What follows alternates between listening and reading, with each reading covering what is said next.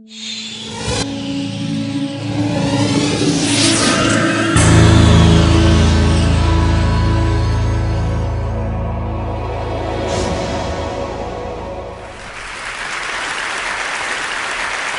grew up to study the brain because I have a brother who has been diagnosed with the brain disorder schizophrenia. And as a sister, and later as a scientist, I wanted to understand why is it that I can take my dreams, I can connect them to my reality, and I can make my dreams come true. What is it about my brother's brain and his schizophrenia that he cannot connect his dreams to a common and shared reality, so they instead become delusion?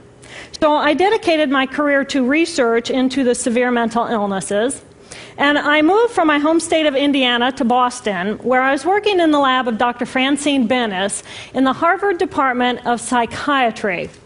And in the lab, we were asking the question, what are the biological differences between the brains of individuals who would be diagnosed as normal control as compared with the brains of individuals diagnosed with schizophrenia, schizoaffective, or bipolar disorder? So we were essentially mapping the microcircuitry of the brain, which cells are communicating with which cells, with which chemicals, and then in what quantities of those chemicals. So there was a lot of meaning in my life because I was performing this type of research during the day, but then in the evenings and on the weekends, I traveled as an advocate for NAMI, the National Alliance on Mental Illness. But on the morning of December 10, 1996, I woke up to discover that I had a brain disorder of my own. A blood vessel exploded in the left half of my brain. And in the course of 4 hours, I watched my brain completely deteriorate in its ability to process all information. On the morning of the hemorrhage, I could not walk, talk, read, write, or recall any of my life. I essentially became an infant in a woman's body. If you've ever seen a human brain, it's obvious that the two hemispheres are completely separate from one another. And I have brought for you a real human brain.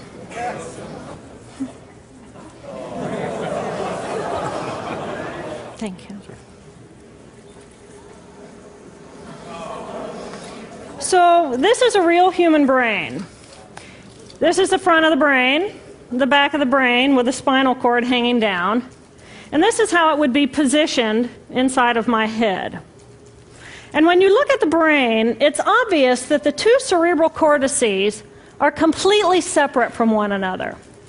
For those of you who understand computers, our right hemisphere functions like a parallel processor, while our left hemisphere functions like a serial processor. The two hemispheres do communicate with one another through the corpus callosum, which is made up of some 300 million axonal fibers. But other than that, the two hemispheres are completely separate. Because they process information differently, each of our hemispheres think about different things, they care about different things, and dare I say, they have very different personalities. Excuse me. Thank you. It's been a joy. Our right human hemisphere is all about this present moment. It's all about right here, right now. Our right hemisphere, it thinks in pictures, and it learns kinesthetically through the movement of our bodies. Information in the form of energy streams in simultaneously through all of our sensory systems, and then it explodes into this enormous collage of what this present moment looks like, what this present moment smells like and tastes like, what it feels like, and what it sounds like.